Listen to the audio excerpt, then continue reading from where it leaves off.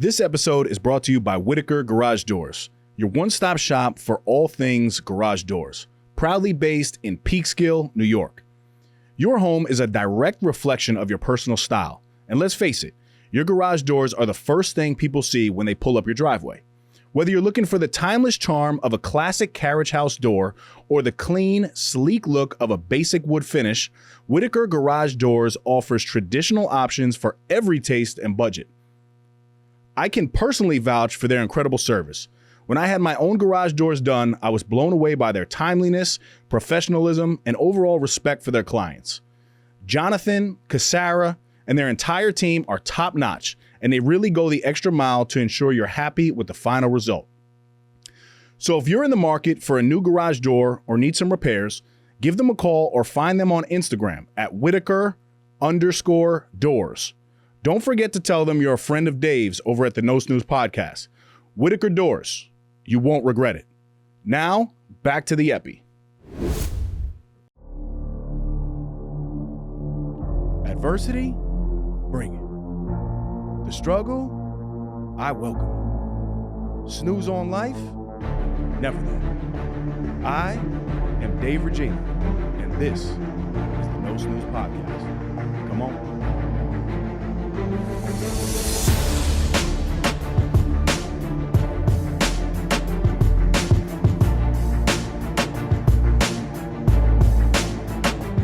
Welcome back, No Snooze Podcast, episode 249. As always, I'm in the booth with my brother.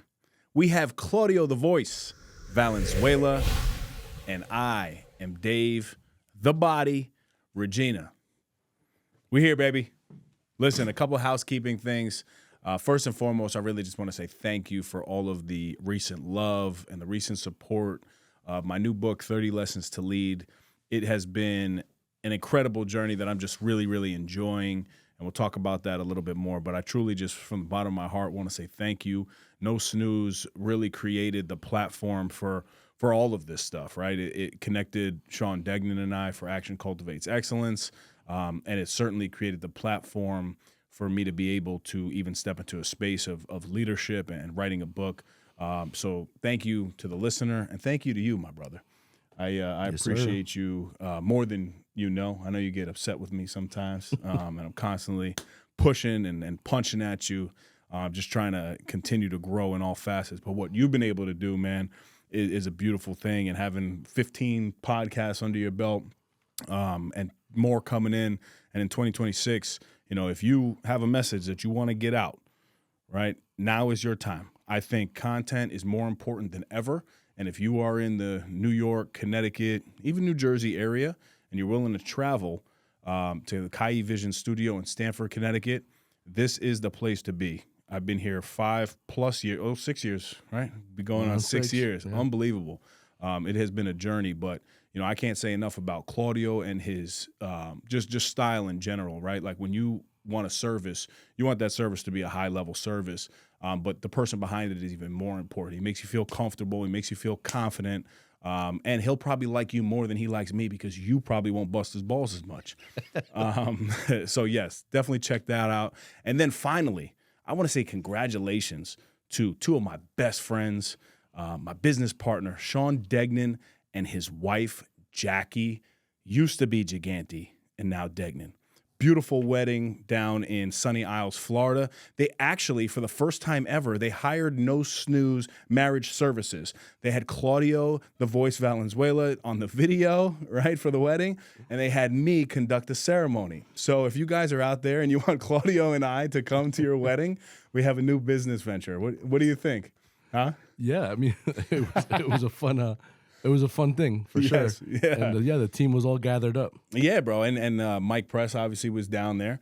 But it was Mike did Mike controlled what?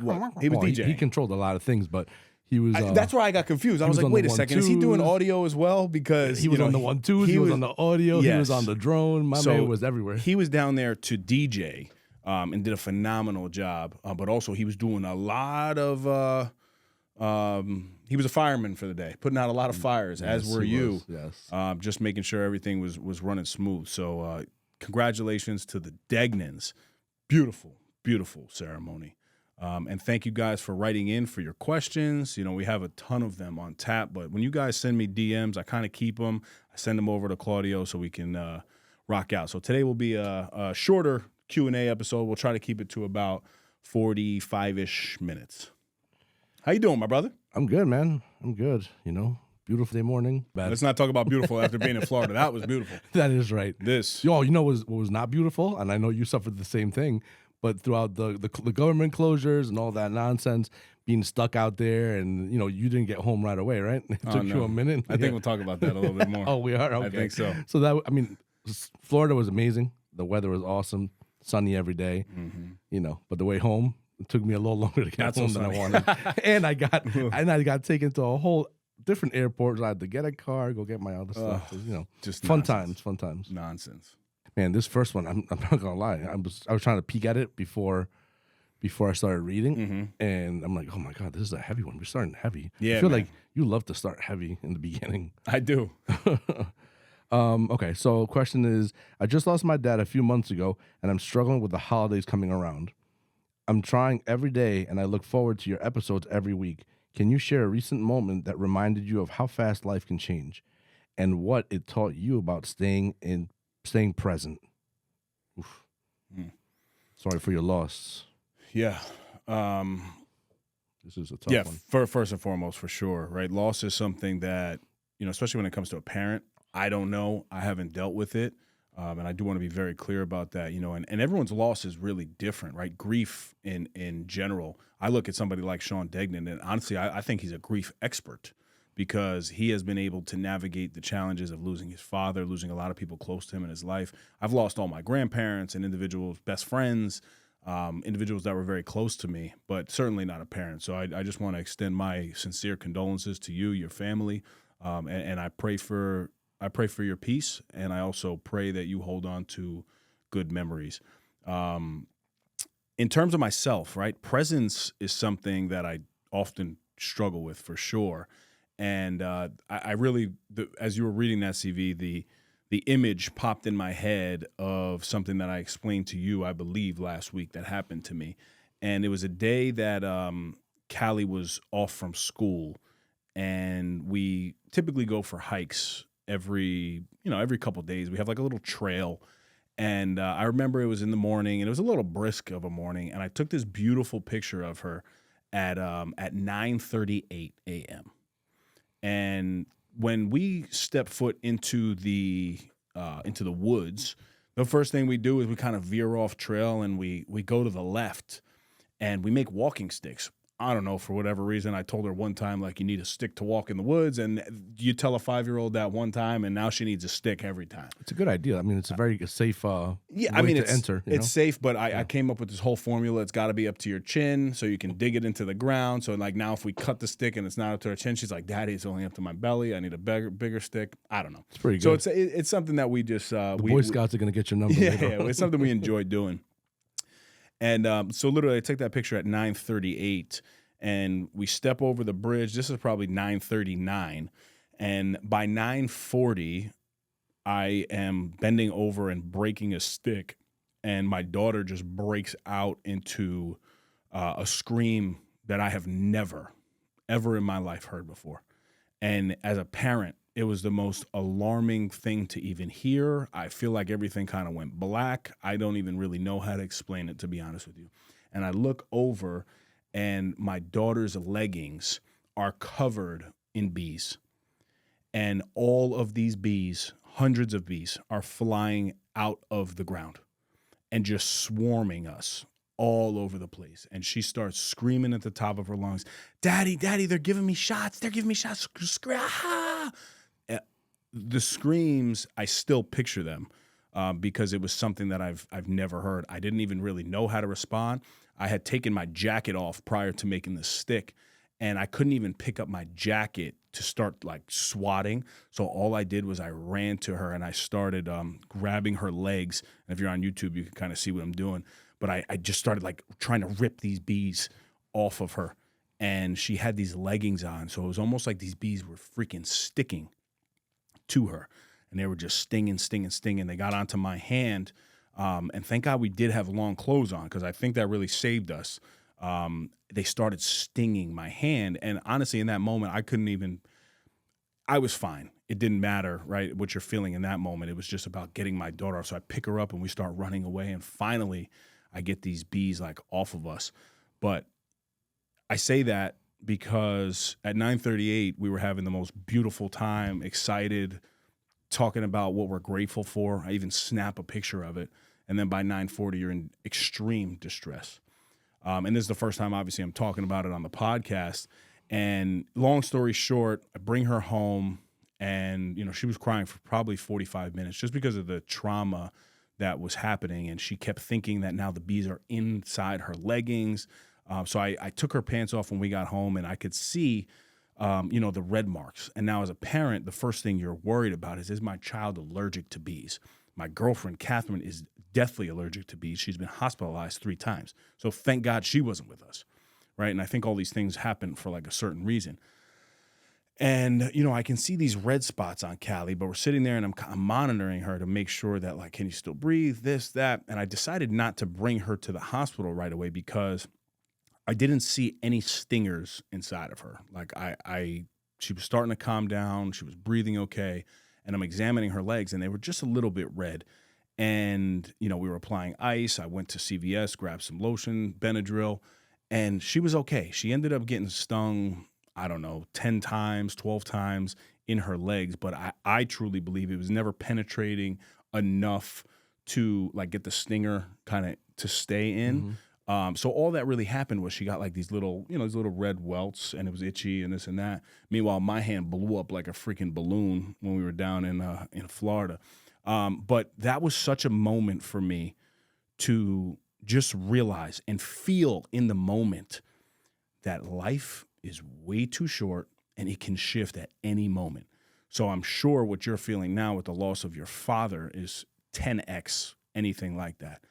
But the unfortunate reality of life is that life does move on, and you have a choice, right, of how we live moving forward. My daughter now has a choice, right? She saw a bee for the first time, and she started screaming at the top of her lungs. And meanwhile, before, this chick was never scared of bees. She would go up to it, almost like kind of pet it, look at it, the bugs, and now she's kind of petrified. And I explained to her, like, although this happened to us, those bees, they were scared of us. They thought we were coming into their house to mess them up. And I'm kind of, explaining this process to a 5-year-old because it's the same thing. And you have a choice now. Obviously, you need to grieve in any way possible. But I know this. I know your father would not want you to be sitting back worrying about him coming back, worrying about anything to do with him, because what he would want you to do is live a very fulfilled life. And you have to find a way to, kind of now move through this at your own speed, at your own pace, with a supportive community. So that's a story that kind of comes to me of the realization of how quickly life can change.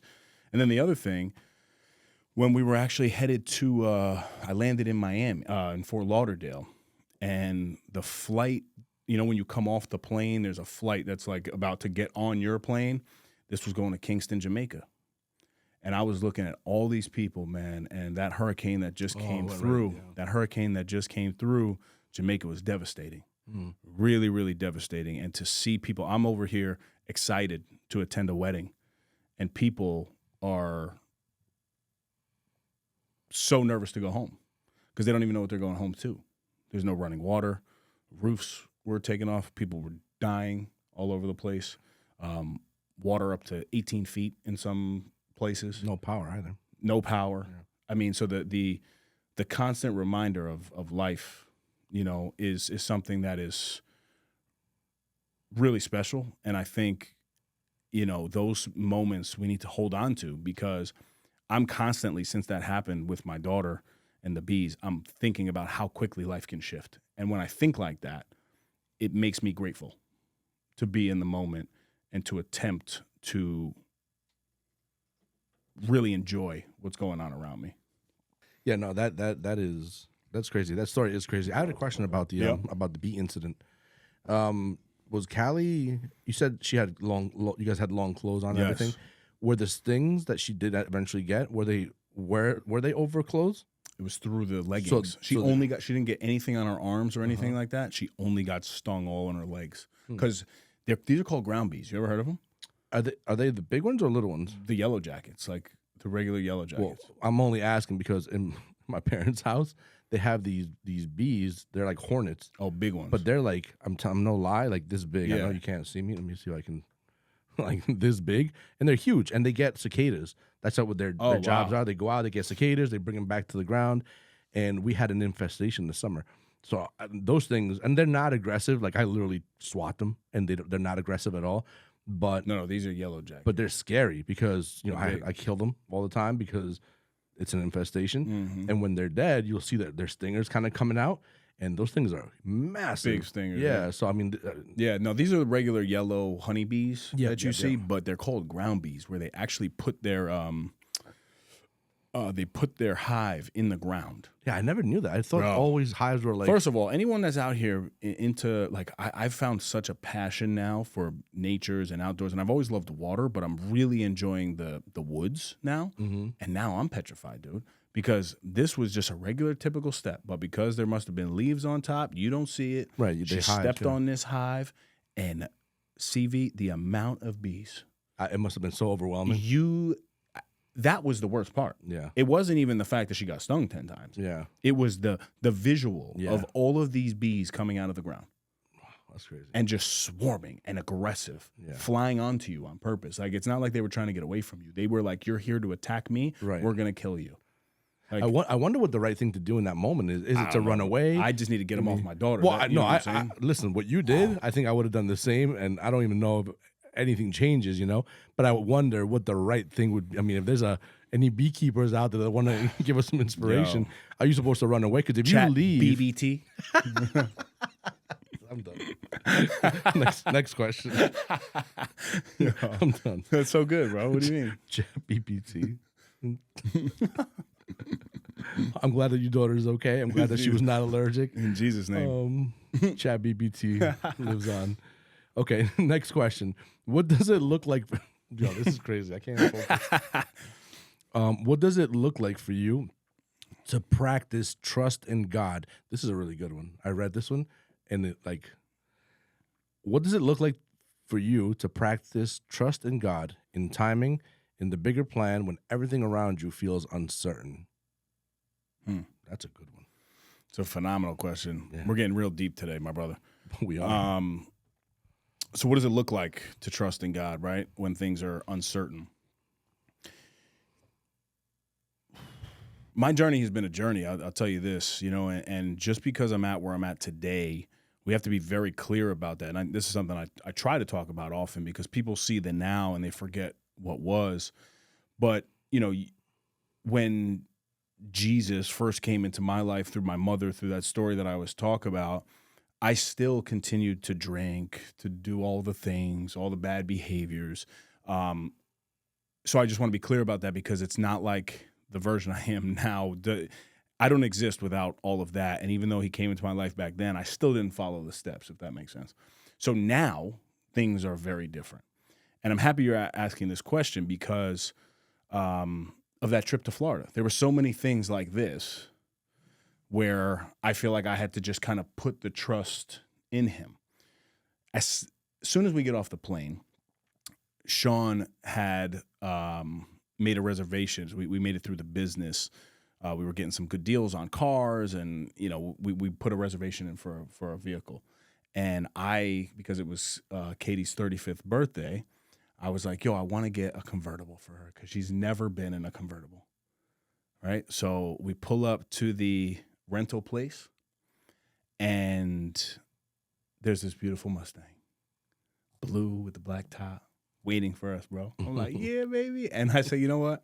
I brought you a hat, girl, because she's very like, women in their hair with the convertible. So I say, here's this Ace hat. Go to the bathroom, put it on. She comes out. She's looking all cute. She's like, it looks good. I like it. And I'm at the counter. And at the counter, he starts like with all of these things that were not discussed prior. Oh, are you going to use your insurance or go through ours for $99 a day? I said, no, I'm going to go through mine. He's like, okay, it's a $2,000 hold on the credit card. So I'm like, bro, that's a lot of money, but like, whatever, it's a credit card. The credit line is there. So if you got to do what you got to do, go ahead. No problem. We get all the way to the end of that reservation for him to literally look at my license, and my license expired 10/26/2025 on my birthday. Oh, on your birthday. Who in the world looks at their license when it's about to expire? And Katie was like, that's something that you should know. I'm like, no, it's not, bro. Like, when is the last time I've ever looked at a license? I mean, I'm not going to lie. Katie's right here. What? No way. Mine just expired this year. First of all, I gave it to homegirl at LaGuardia. She told me, good morning, have a great flight. That is crazy. Yo, Because why? that should not be allowed. What do you mean? Because you're not allowed to, first of all, travel with Bro, expired it's just documents. an expired license, bro. No, listen, I get it. I'm At still the a end of the citizen day, out here. it's still you. I'm not driving the plane. You're right. Let's be honest. It is you. She definitely looked at it and she was just like, But have after a great 9/11, those are the things that they look for now. Well, Because if you have a tampered LaGuardia, ID or whatever, no, I know that JFK needs better security. that is crazy that they let you fly with that. So, the old Dave in that scenario, my brother, would have went off because, I'll finish that. So then I said, no problem. We'll book it in my girlfriend's name. You know what he says? Oh, we can't do that because you Why? booked this through a third party. Oh, You have to call the third party. So I said, okay, I'm going to call the third party. Call the third party. No vehicles available. right. Yeah. I said, what do you mean no vehicles available? My car, I'm not taking it. Oh, that's already under the reservation. So now you got to cancel the reservation. I said, cool. So once I cancel the reservation, I want to make it there. Oh, they don't become available for 24 hours. All of the things that you can imagine. Yeah. Then I'm on the phone and I'm like, all right, cool. Like there's tons of places around here for cars. None available. I'm like, okay.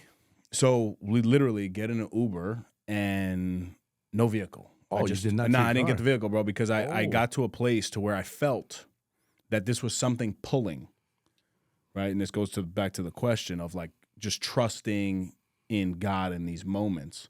Because although I was really so excited, there was some weird level of like, there's so much resistance from all over. Yeah. It wasn't just one thing. It was 2 things, 3, 4, 5, 7 things by the time I left out of there that like, if I was supposed to get the vehicle, I feel like I was supposed to just get the vehicle. Right. So we ended up taking the Uber back 48 minutes back to the thing and never got a car, just started Ubering everywhere. So that was one thing, right? Then as soon as we get there, the next morning, I wake Katie up with some Starbucks and flowers. And the first thing she says, oh my God, these flowers are so beautiful. I wish I could enjoy them for a little bit more time, right? Don't think anything of it.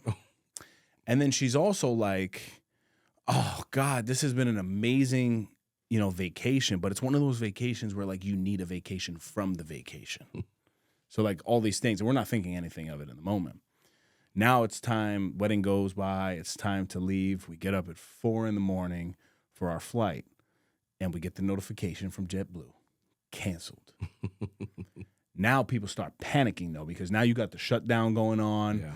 This is a time frame where it's never been. I don't know when people are going to listen to this, but the things that were going on during this government shutdown and the amount of flight cancellations that were from all over the place was absurd.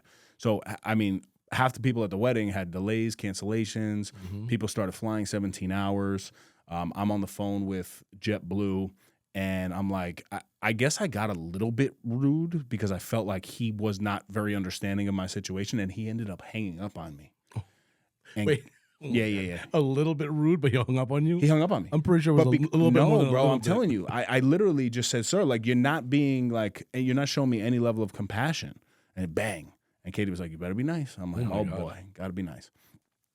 So all these little things started to kind of go wrong in a way, right? Like now I have all my meetings scheduled. Katie's got to get back to work. I got to get Callie, which was probably the most important thing. And I just slowly started going down the list. I called my boss. I told him. I connected with Callie's mom. I told her, made necessary arrangements. Katie was able to work remote.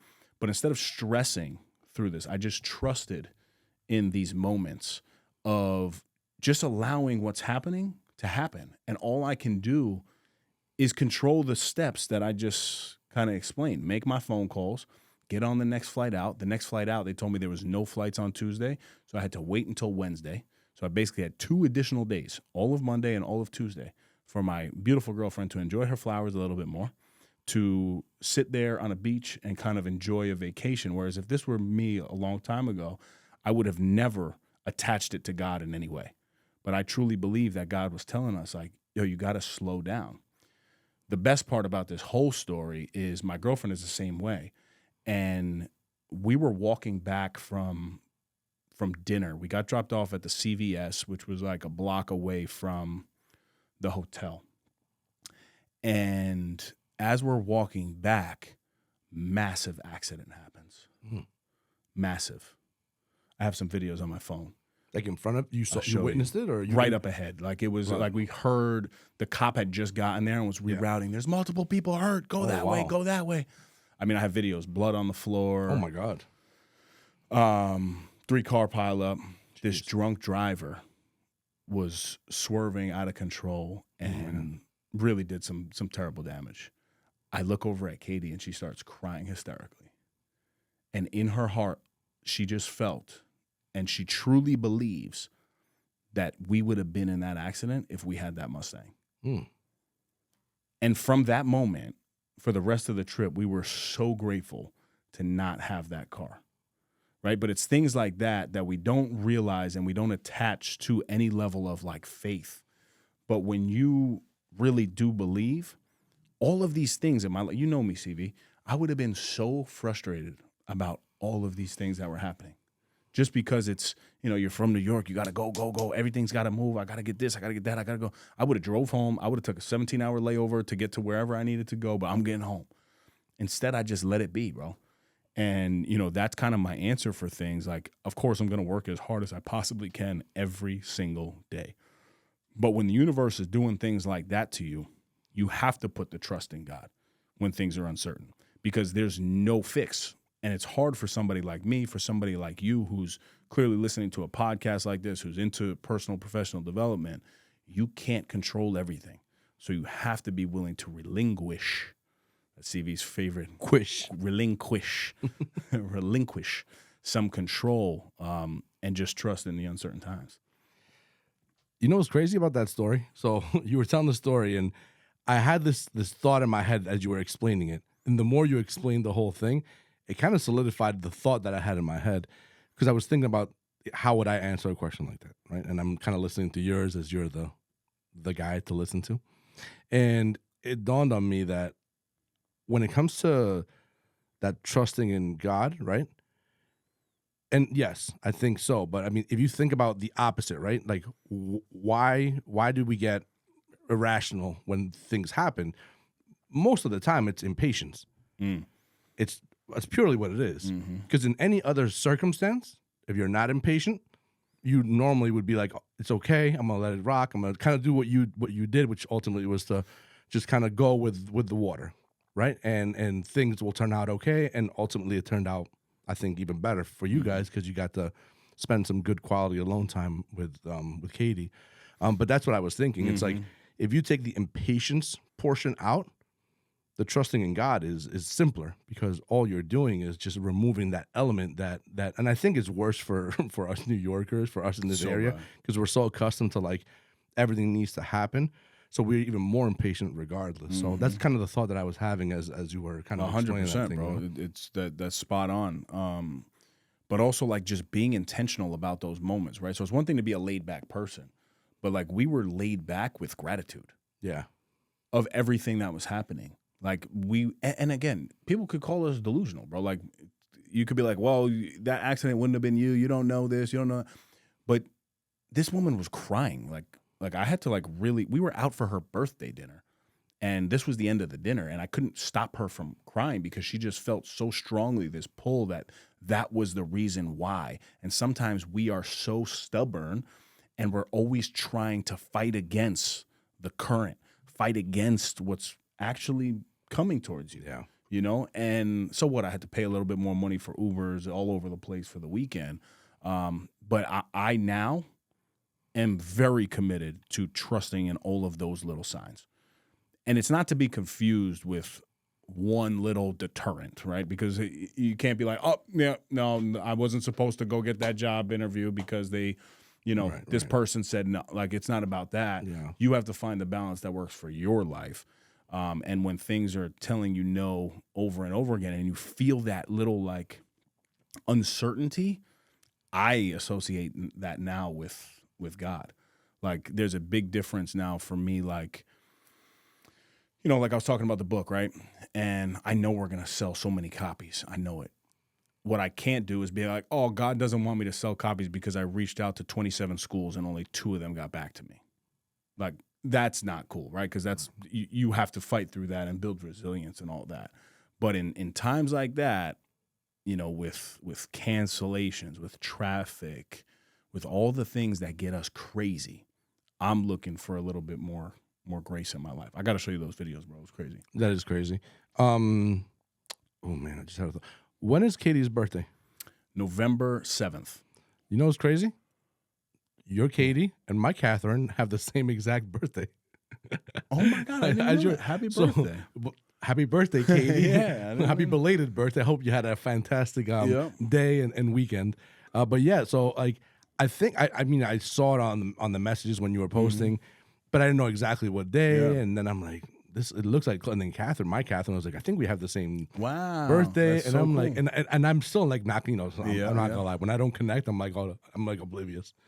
And that's what I just wanted to like. That's so cool. Yeah, so that's awesome. We have a good happy birthday twins. To the Queen Catherine's. Yes. That's crazy too. That her name is. I've only known her as Katie. Yeah. And every now and then when you'll say Catherine, I'm like, who's she talking about? Yes. Yeah. When I get mad at her, awesome. Sometimes I call her Katie, and then she'll be like, David. That's funny. David. Okay. Yep. Next question. The book signings look so great.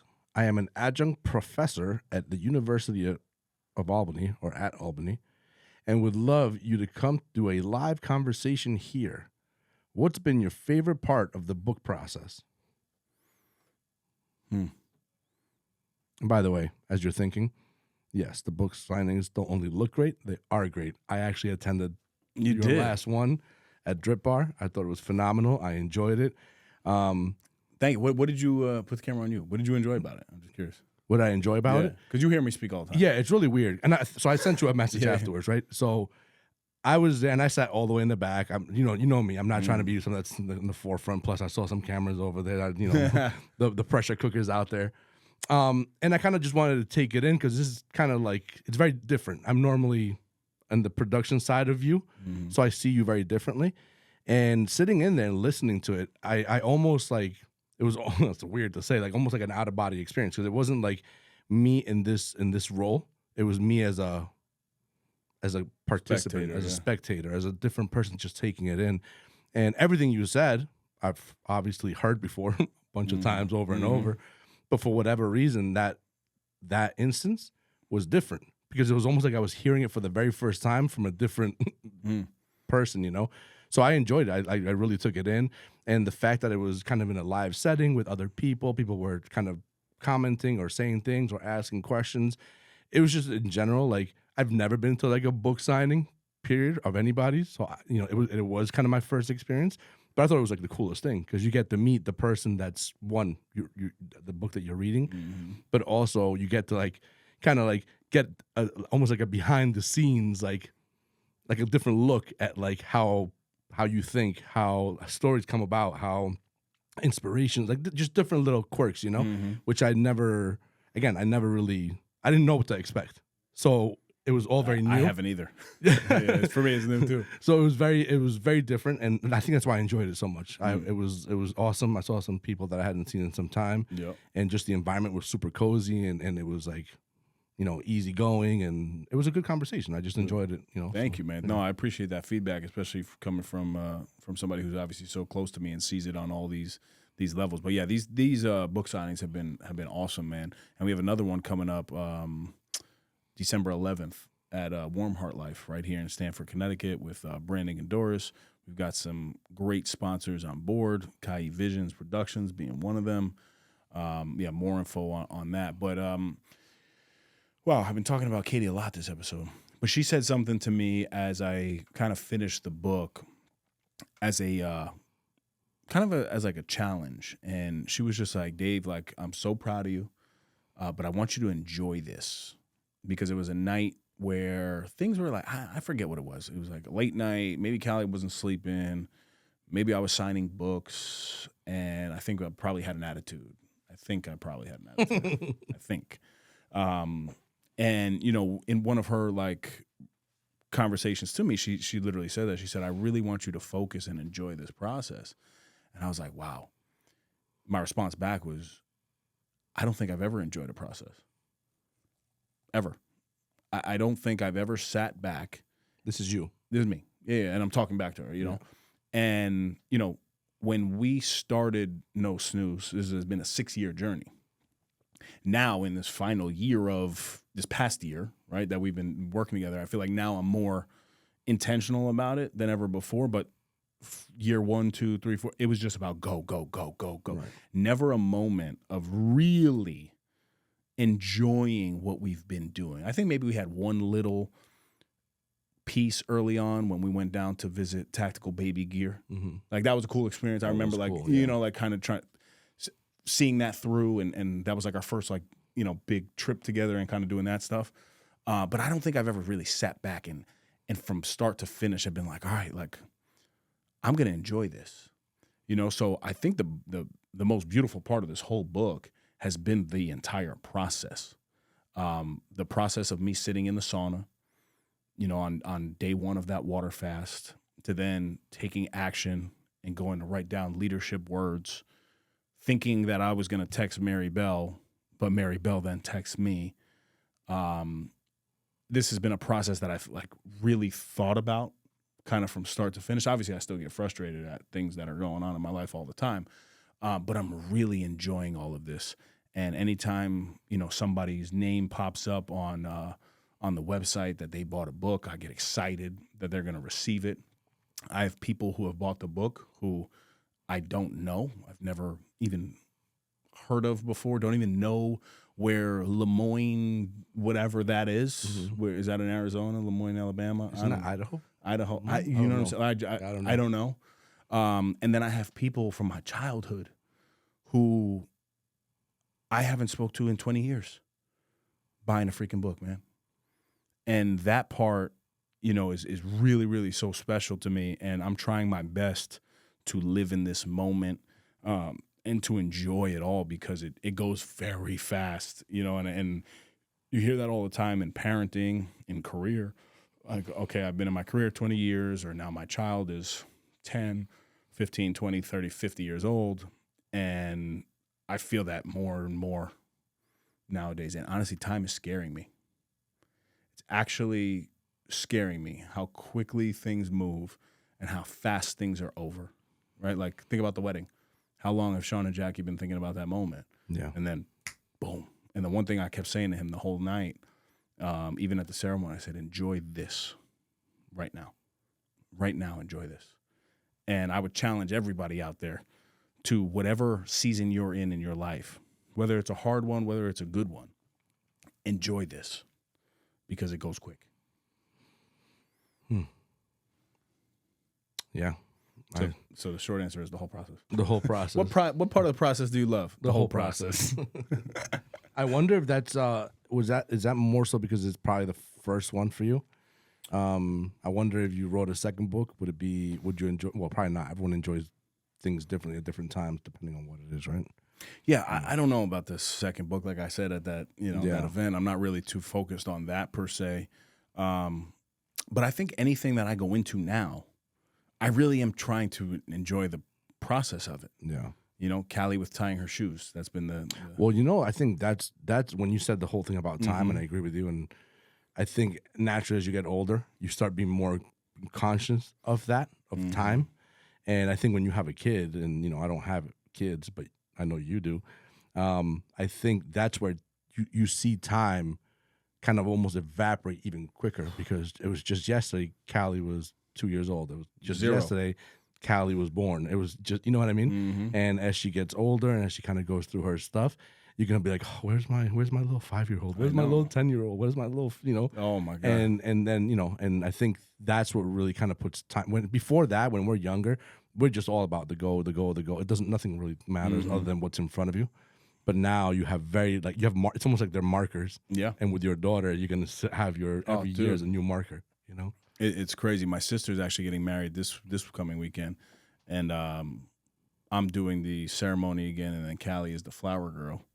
It looks like you found a new career over here. Well, I've done a couple prior. You knew that though. Well, yeah, that's what I'm saying. Like now, it's like you're becoming a regular in the circuit, in the wedding circuit. Yeah. No snooze wedding, no snooze marriage services. Hit us up. But yeah, just even like process, right? That's what I was going to, of her tying her shoes. Yeah. So she told me that like nobody in her class ties shoes. I'm like, I don't know, what's the normal age to tie shoes? And it's probably like right around now. Yeah. So I said, Callie, all we're gonna do is 5 minutes a day. Just gonna try. I'm gonna show you how to tie the shoes. X marks the spot. We bunny ear one, wrap it around, push it through, bang. That's good. Yeah. Literally what we do. I was Velcro for a long time. Yeah. And now I still don't tie my shoes. Yeah, because now it's fly, right? Yeah. In a span of 2 weeks, man, she's able to tie her shoes. That's incredible. That's awesome. But I'm not doing that with her to just be like, oh yeah, you're gonna be the first one to tie your shoes. This, that. I'm trying to show her the process of how things work. And if you just put a little bit of intentional time in every day on something, you can get really good at it. And she's amazed at how she's able to tie her shoes. It was the same thing with snapping her fingers. Does she recite the same couldn't do it. things that you were saying? Oh yeah. I think that's gonna last in her forever till the Yep. day that you're gone, that she's on her last. She'll remember that saying, and talking about process, you're teaching your child how to enjoy a process, because no matter how many years, decades pass, I guarantee you ask her when she's 50 years old, well, hey, how do you know how to tie your shoelace? She'd probably be like, oh, my daddy taught me when you X marks the spot and the little bunny, whatever it is, and I think that's a beautiful thing, because you're almost like teaching her that, how to enjoy that part of the process, or at least making it fun enough, entertaining enough, that it becomes very much like a key memory.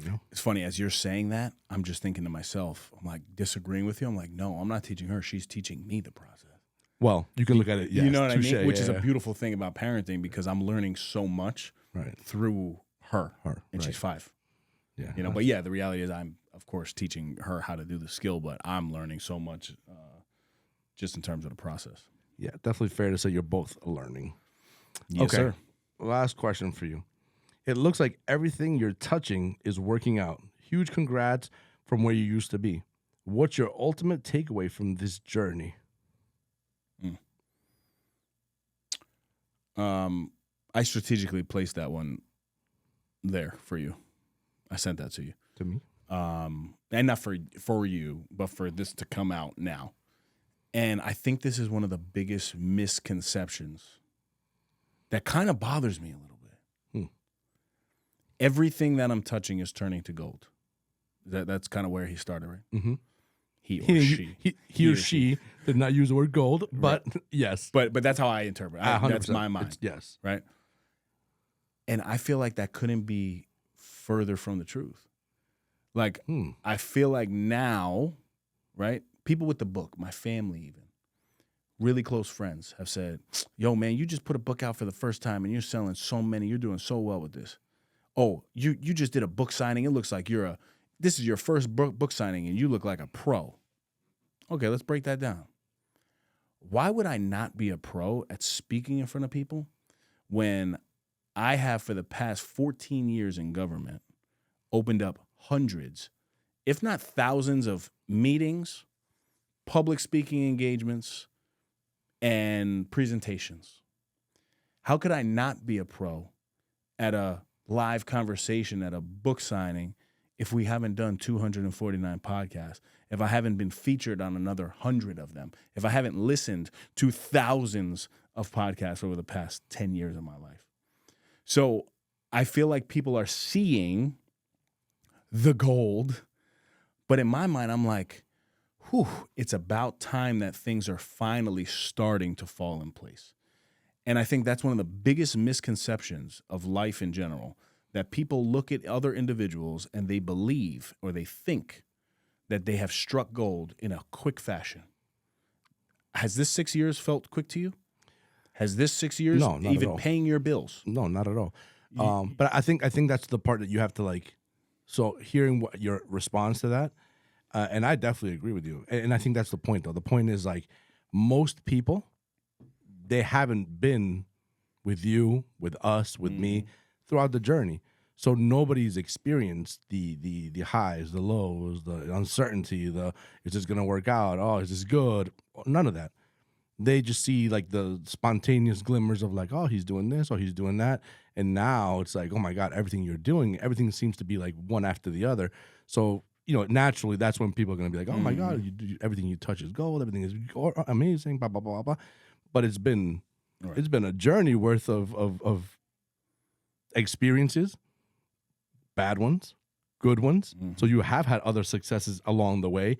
Are they maybe in magnitude like this one? Probably not. This one's probably the more out there.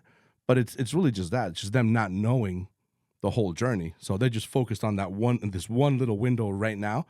So they have a chance to tell you, hey, I love what you're doing. Nobody was looking at us 5 years ago, 6 years ago when we were in the basement of the Regina household, trying to put out the first one, and I guess that's okay. It's normal. If not, Right. it wouldn't feel this way, I guess. Yeah, and I don't mean it as a in any level of negativity, but I just feel like people look at this stuff and they think that they can achieve this. And meanwhile, the reality is I haven't even achieved anything in my opinion. Like if this stops tomorrow, what did you really do in my mind, right? And that's one of the best things about me and one of the worst things about me. It's a gift and a curse because it always keeps me striving for more, but also like I struggle to find any level of like comfort and contentment with what I'm doing, which we've spoke about many times. But I think to really answer the question of like, what's the Your ultimate what's takeaway the ultimate takeaway from this journey? Yeah, the power of consistency in every single thing that you do. And the only thing about consistency that's guaranteed if you stop is failure. Profound. And the unfortunate part of consistency is you may never attain or reach the level of success that you want, even if you keep going. And that, I think, is the most challenging, but also the most beautiful thing. But I also know now there's a big difference between action and intentional action, right? Like working out, getting your 45 minutes in just to move your body is one thing. But if I want to have, be in a bodybuilding show and, I really want to work on my pec and my shoulders and my arms and my presence, it's a much different 45-minute workout that has to be done. And it's the same exact thing in business, in your relationships. Life is going to smack the shit out of you, punch you in the face over and over and over again. But do you have the strength, the resilience, the adaptability to keep moving forward and be consistent even during those times? And I feel like I have that. And I am blessed and grateful to my father, to my mother, for kind of instilling some level of a work ethic inside me. But also I am proud of my level of discipline. So I think that whole thing right there is a powerful statement and I appreciate it. But also like don't for a second take away what has been worked on. And not just for me, but maybe for you, maybe for another listener who's on that same path and has been putting in work for so long. And honestly, it's kind of like a dig almost when I hear certain people saying like, "Oh my God, like you did one book signing and it's amazing." Yes, it's amazing. I'm happy, but one book signing was, 400 podcast episodes of practice that we didn't get shit for. So I hope I'd be able to speak well in front of people. A room full of 50 people, like, damn, I could do that. You know what I'm saying? So I think the thought process is just different. And I don't think that person meant any harm or malintent, but, I think consistency is more important than ever, and it's something that I'm just committed to for the rest of my life. Well said. Bang, bang. Bang, bang. Bang. BB, know what you call it? Bang, bang, baby. My collar. Chat BBT. My chat BBT. Check it out. Yeah, man. So that was perfect. That was, look, 48 minutes on the dot here. You got anything else? on your end? No, man. I mean, it's just, standard stuff. Man, you're doing good stuff. Don't take it the wrong way. You're doing great stuff. I'm liking the journey. I'm liking the, this whole book signing tour thing. It's just different. You know what I mean? And we've been doing this for a long time, and it's just, it's cool, man. It's cool to kind of just observe and see how it develops. I'm trying to enjoy that process. You know? Listen, But no, man, good stuff, man. Keep doing what you're doing. And, thank you, my brother. and You've been be, a huge part of it from the jump. Be a little bit kinder with yourself. Don't always, No, I gotta give myself more grace, but also I am at a place where like I've never given myself so much grace. Yeah. So it's weird because Yeah, it's it's a nice to different- give myself grace, but also this is awkward for me to do. Yeah. But I am proud. I am proud. You know, it's funny. It's kind of selfish in a way, but I'm proud for my daughter. Oh, that's cool. You know what I'm saying? Like, I'm and I see proud that. for her. I want her to This go is my daddy. be in a place to be like, that's my dad. Like, I never really saw him drunk and acting a fool. I never really saw him like, doing those bad things that he spoke about. Like, he actually shifted his whole life when I came into the mix. So I want her to be proud of the man that I am for her. She's been a huge reason as to why I've shifted, obviously, everything. That's cool. Can't be an embarrassment out here, bro. Amen. And I got to be that Jack daddy because she already started talking about little boys. And here's where we cut. And I told her that she can get married when she's 37 years old. And she said that that's too late. And I said, no, it's not. Absolutely not. Poor kid. Yep. I can't wait. That's right. All you boys, you better see the body coming through. I'm coming, baby. When she's in elementary school, middle school. I look around, too. I make sure I'm the most Jack dad. And also I make sure that I'm looking at all these boys and they see me right in the eye, my brother. I got neighbors that I got my eyes on. And all of y'all. All of y'all, baby. Guys, I just want to say thank you so much for submitting your questions. These are some of my favorite episodes, to be honest. The guests are really cool. We love doing them. And we'll continue to drop those. But these are fire. I really enjoy the conversations, the questions, CV being on the other side. Again, if you have not got a copy of the book, 30 Lessons to Lead is available on Amazon, at Barnes & Noble, and on my website, daveregina.com. I believe there's still a code that not that many people have entered for 20% off. I think it's just No Snooze. That's the exclusive deal for the book. And as always, you can shop the latest merch at nosnoozeshop.com. And until next time, stop snoozing. Get up and get after it. Chat GBT. Chat BBT. Thank you guys for tuning in. That's another Epi in the books. You can follow us on Instagram at No Snooze Podcast and leave us a 5-star review wherever you listen to us. Subscribe to our YouTube channel, No Snooze. Shop the latest merch at nosnoozeshop.com. Come on.